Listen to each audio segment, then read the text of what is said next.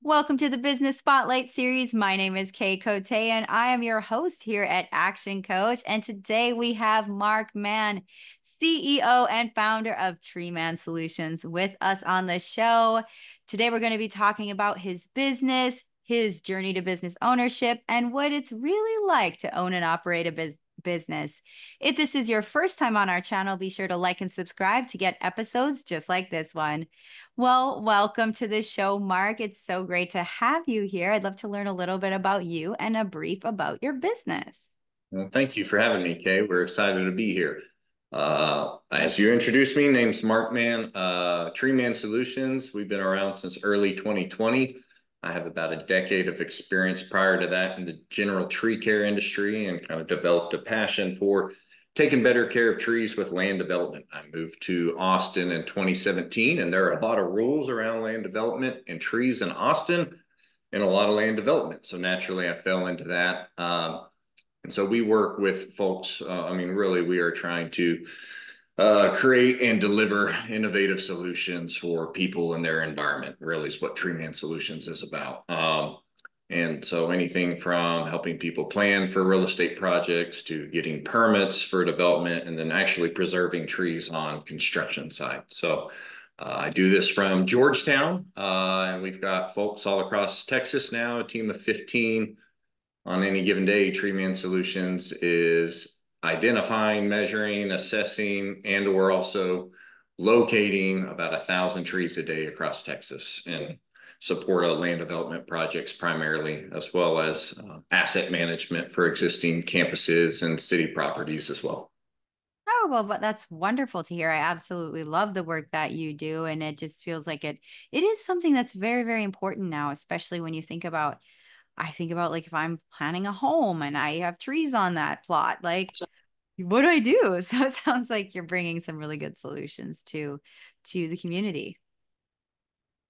Thank you. It's a passion. Well, we wouldn't do it otherwise. It's a lot of work, but it's more about education. We're trying to change people's minds on how they think about it versus the status quo in land development in Texas, where trees are a hindrance or a constraint and something they deal with reactively later. Oh, it's dying on my construction site. I'm in trouble with the city, or I didn't realize the permitting was going to be so extensive. It's costing me a lot of money to. Let's understand what we're working with early. Let's deliver value in a manner where it creates value also for the client and for the tree. So our main tagline is save time, money, and trees. We understood with a lot of our clients that the trees could possibly be a tertiary goal. But if we can understand local ordinances and codes and work well and have good relationships with people that are making the decisions and reviewing the plans, we can help people save time and money, and then they may listen to design a little bit different or plan for it a little bit different and actually save trees in a better way. Oh, yeah, that's incredible. And I'd like to dive into kind of what your role looks like, as the CEO. What does your day-to-day look like? Are you working primarily on the business or in the business, or maybe it's a bit of both? It is a bit of both. Fortunately, now I get to work largely on the business. I do miss some days working in the business. Where I still work in the business is with business development and sales. The rest is primarily management and growth. I explained it to people this way. In 2020, when I started, I got poison ivy about 6 times. In 21, only 3 times, and 0 times since then. So I've built the team to, take care of the work in the woods and develop safeguards that way. But there's less me hugging trees and measuring trees in the woods nowadays and really focusing on training, development, safety, strategic partnerships with large multidisciplinary firms in multiple markets, trying to do more of what we're doing now, just at scale and put into place the processes and systems to make that easier and more sustainable without me having to be the driver each and every day, or saying, I've got a great team and some senior leadership where, hey, we create a business and a product and systems where we can onboard other people and it still works without the personality people are used to that started a market or a business. So that's what we're working on. Oh, that's wonderful. You mentioned you had started in 2020. how was that experience for you with the ongoings of like the pandemic and things like that as you were starting your business? It was actually such a blessing. It seemed scary to started January 2nd, 2020, because the offices weren't open on the first, but I was at a Real Estate Council of Austin event in like early March, right before some of the shutdowns were announced and lockdowns, and it was like, hey, do we handshake or fist bump or what's this Mhm. new scenario like? But really, the interest rates were so low, development was still happening, and it still is to some regard, but it was so hot then in Austin, so attractive that I was just so busy. It didn't slow me down at all. I was already by intent going to work from home, and we still do. So really through the pandemic, it was great. I think people were then, as well as have been sustained through that, a bit more mindful about green spaces and living environments, not just within the walls of a home or a building, but being able to have that opportunity, whether you have to be social distancing or whether you just enjoy being outside and need that mental health and break from the office or from, the inside environment. So it's been good, but it was a little nerve wracking to start. At that time, I had oh, kid that wasn't quite one, 3-year-old and a 4-year-old, and was a sole earner and had no insurance. I left a good job and good career to focus on that passion. Yeah, it was a little nerve wracking to start, but we're doing all right now. We've been very blessed. Now that is good to hear. I'm glad that, that was ended up being like not something that impacted you in a negative way, but and you were able to grow through that. And so kind of like diving in about your business, I'd like to hear about what makes it unique and why do your clients choose you? Good question. So everyone says they're really unique, right? I get it. And everyone probably has their own spin on things. Really, where we stand, we are a professional consulting company that also helps handle tree care on construction sites and select projects. We are not a traditional arborist or tree care company that does some consulting on the side. So we've kind of flipped that approach. There are a few other larger players throughout the US, but they are more focused strictly on municipal tree inventories or working with utilities and mapping trees along power lines. So, at least in Texas, over the last 5 years, we have had a unique approach in land development, especially. Typically, most municipalities, the rules can vary how you measure, where you measure, what they charge you to cut down a tree, but most places require some form of a tree survey. Hey, you've got to document trees of this species or this size on this property that you intend to develop. And the status quo has been, let's pay a land surveyor to do the tree survey.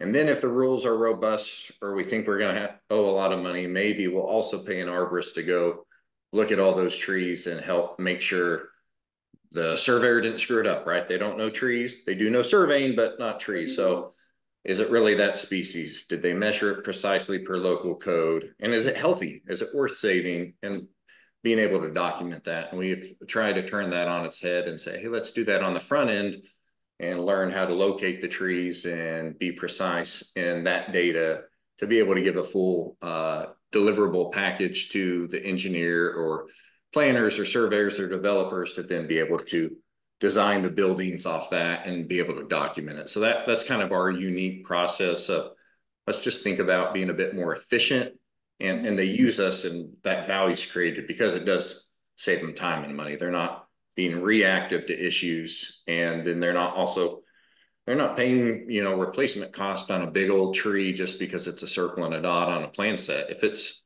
been heavily damaged in drought or storms, they actually have photo documentation from a certified arborist, and instead of having 10, 15, 20 plus $1,000 of fees for one big old tree, it's zero, and it didn't take that much investment while the arborist was already out in the woods. So that is why they keep calling, and we're just trying to do more of it.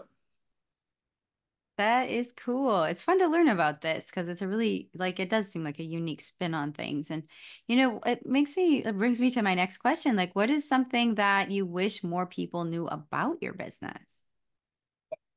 I wish more people knew about my business that tree surveys and planning for trees is is good to do electively. It's not just for new private development or in areas where there are rules. We're starting to gain some traction with subdivision developers, even when they're in the county or outside city limits, or if the rules don't necessarily apply. Maybe we go look at, a quarter, a third of the trees we might be forced to with the city rules, but let's go find the medium and large trees of the species you do like that are healthy and plan for them proactively. It makes for a better community, it's better stewardship, but it also commands higher lot values for them and sells prices. And if there's a way to do those logistics well, where you care for the trees when you're building the homes, then you have a healthier and nicer looking tree that is good for the end owner, and they'll spend more to live in a area with those green assets. So it's good for the developer's bottom line as well. So from the utility and importance of doing elective studies, not only ordinance driven, as well as us just growing our market share and awareness with our clients that, hey, we don't just do the front end deliverable, but we can really be an asset in helping design around big trees, whether that's meeting compliance or best practices in the industry, and then making sure, hey, when you get your owners in there, whether that's office residents or multifamily residents or single family residents or your industrial tenants, whatever the product is, when it's done, that the trees actually look good, right? That they provide in value to the development versus, they're struggling and barely alive, but we got our certificate of occupancy and it's all good, right? So those Mm-hmm. are the two things that we're focusing on pretty actively to try to do more of that. Oh, yes, that's wonderful. It kind of leads right into my next group of questions. It's all about your marketing because, Okay. good businesses, like I love when hearing how they're sharing about their business, how they're getting their prospects and their clients. So, what has been one of your best practices of your marketing pursuits with your business? It's a good question. It goes pretty old school for us in this industry, especially architecture, engineering, and construction in Texas. It's about relationships. It's the luncheons, it's the happy hours, it's the breakfast, it's industry organizations. I work from home and stay in Georgetown a lot, but when I am out and about a day and a half or so a week, I was at a Urban Land Institute breakfast today. I attended a virtual lunch and learn with a general contractor, and I also went to a technical advisory review panel for the city of Austin to help kind of talk about reviewing rules and how to help deliver more housing and, try to stack them all up in one day. But between me and my team, just meeting people, getting to learn about them and their pain points, and then offering a unique solution. It really only takes, one project to start getting repeat clientele. We also do a ton of lunch and learn presentations, whether that's, some people will call them brown bags, but whether we're talking to 5 engineers or 15 landscape architects or 50 people in a room, and getting them continuing education credits, we'll come in and spend the money. That's one of our big investments, because that can be 200 to 500 bucks a pop to come in and buy that much lunch and spend the time. But it's like, hey, we'll feed you, we'll teach you something, and you'll at least get a certificate for your continuing education. And that's been huge for us. I think we did a rough count earlier this year, and I think we've done close to 300 presentations since we opened in 2020. I think year to date, we're sitting at 60 alone halfway through the year. So it's that education and empowerment of our either current clients or prospective clients is really important to us on the marketing. And then through, I think you had reached out originally, possibly through LinkedIn. LinkedIn's been huge for us as a small business. I don't have a huge marketing budget. Well, I didn't used to. We're investing. I think we're up to almost, I think we finally did a formal marketing plan this year with a consultant, and I think it's about 300,000 this year. So Mm-hmm. it's a lot of dough, but it's spurring some good growth. But LinkedIn, regardless of whether you're spending 3,000, 30,000, or 300,000 as a smaller mid-sized business, just being active and consistent there, growing community, connecting with people you've met on an email chain or in person, it just keeps you in front of people for a very low time and dollar investment. And those are, a few of our pillars of where we've had success on marketing and really growing relatively quickly for this kind of business. Oh, I love that. And I completely agree with you. Those person to person like relationships are, especially with a business like yours that grows on that, that is such a great asset to tap into and foster. So I really like that. I think that saying is people don't care what you know until they know that you care. So just being engaged, remembering people's names, oldie but goodie, how to win friends and influence people.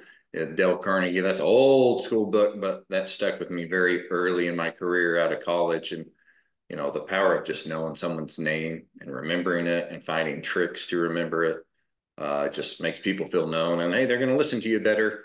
Yes, you want to be sincere, but there's also tricks to help you be more sincere and remember better. And so all those things play into that and what I've tried to teach our team. Like just put yourself out there and good things will usually happen. And the worst they can say is no, right? And Mhm. usually they don't. So it works out okay. Definitely. Well, you sound like a really awesome leader to your team. I'd like to learn more about your leadership style. What is your leadership style? What kind of leader are you? That's a good question. And thank you. I don't know. I try to be a good leader. I'm sure I don't handle it perfectly all the time, but we've done a couple different rounds of different business coaching, and that's been helpful. And having ongoing good meeting cadence, especially being a remote team, is pretty important. But from my style, I'm almost laid back to a fault. We have been very blessed to hire good people. Several of them I knew personally beforehand, and future hires were friends of friends or people they'd worked with before, or personal referrals from clients. So we've been very blessed to just hire some small, very smart, self-starting people and Hmm. try to be hands off. Unfortunately, maybe to our detriment sometimes, but also to our innovation and self-sufficiency. We have kind of an internal company motto of FIO, figure it out, like figure it out. We'll give you support. We're here to do that, but let's not hold people's hands too long. Like, people retain knowledge better if they do it themselves and instead of just are shown over and over. So, and there's some hiccups along the way when that happens, but I try to be encouraging and supportive. And I left a very high paced, a lot of hour career with a lot of ongoing corporate stress at the company I was at before. So we try to be pretty laid back and supportive of, hey, work when you want, just get done what we need you to and do quality work, whether you work 4 10s or 5 8s, or you start at 6 a.m. or start at 10 a.m. Like work 40-ish a week and get done what you need to get done and communicate well and be pretty happy. And it works for most of our team. They seem to enjoy it. So Oh, that's really incredible.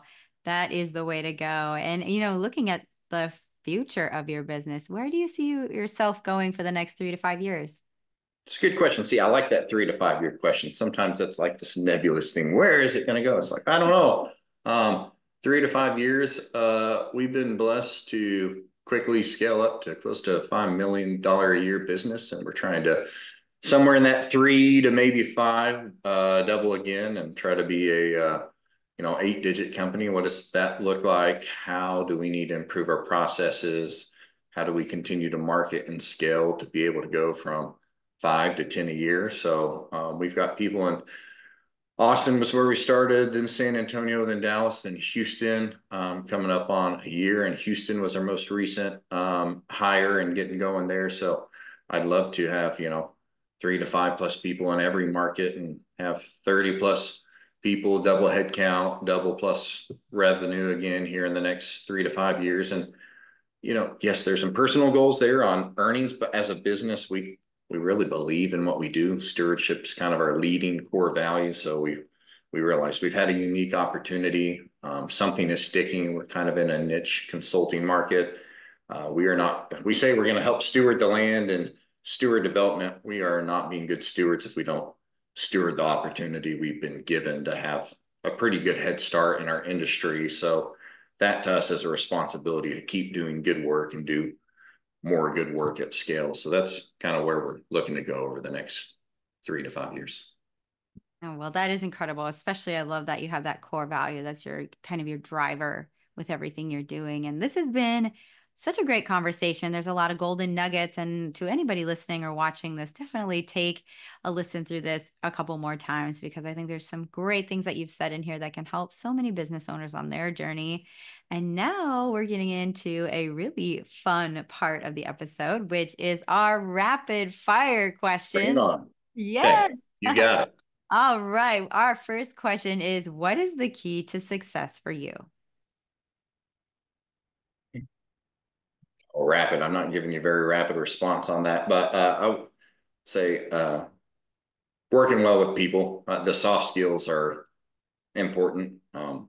Early on, I was told, hey, you may not know much, but you have good manners and you ask good questions. That was the very first job out of college, and I got promoted quicker than I thought I should, but I was ecstatic and I was like, hey, we can teach you the rest of the hard skills, but you have good manners, you ask good questions, you're good with people, the rest will fall into place. So people skills, soft skills, final answer. Love that. What is one piece of advice you have for other business owners? Hmm. Know your numbers and have fun. It's hard sometimes, depending on what your background is, on really understanding the business. I've got a horticulture degree, right? Like I literally studied flowers and trying to run a big business. So I've had to level up on that, but hiring people that fill in those skill gaps you have, knowing those numbers, and really just having fun. Because what the heck are we doing in business if we don't enjoy what we do? People will see it. You'll it's pretty clear when people don't enjoy it. And people like to be around people with a good energy. So know the numbers and have fun. Love that answer too. The third question is, what is something you've read most recently? It could be even a podcast, something that you've taken in that's impacted you. Uh, I read a great book working through some marriage stuff called Date Your Wife, but in it, there's some really practical guidance that just talks about like having a plan. It's one thing to say, hey, I want to love a spouse better, do this better, or be more aware, but okay, do you have a plan? Do you have a set step to do it? Do you have the alarms, the calendar reminders? How are you going to do it? From business just saying, oh, we want to grow. How are you going to do it? Or, oh, I want to lead or manage better. Well, what are you going to do or change that actually makes that happen versus just blowing smoke about it? So I just posted on LinkedIn today, and it kind of steered from that book reading of just thinking about, hey, if you fail to plan, you plan to fail. We talk about that with our consulting work, but that's true in really so many facets of life. Like have a plan, or else you're going to plan to fail. That is very, very true. And our final rapid fire question is, if you had to choose only one aspect of your business you could immediately improve tomorrow, what would it be? Marketing, just overall funnel, um, driving more driving more leads to make it easier with the same or less effort, right? I would say in anything you do, you got to have the customers coming in. If you can automate that or make it easier for you, then you just have to execute after that. And that's frankly a lot more simple than driving them in, especially in a niche business. So marketing, that's what I get better at tomorrow. Well, this is the perfect time to practice that. This has been a great conversation. I'd love to get people connected with you and your business. Feel free to drop any contact information here. All right. So it's treemansolutions.com is our website. You can find us on LinkedIn, primarily, also Facebook and Instagram. But that's where we're most active, talking to other business owners and trying to create value from what we do and how we do it, and just whole person self. We try to focus on that, mind, body, and spirit. Being good at your work, being good for your family, being good for yourself. So that's where you can find us. Well, Mark, this has been an incredible conversation. We have one final question for you today, and that is, Yeah. what is most important to you today? What is most important to me today is my faith and family. Everything else runs from there. Doesn't always execute well, but that's where it's got to start. Well, thank you for that inspiring last answer. This has been an absolute joy to have you on, and thank you so much. Thank you so much. It's been a pleasure.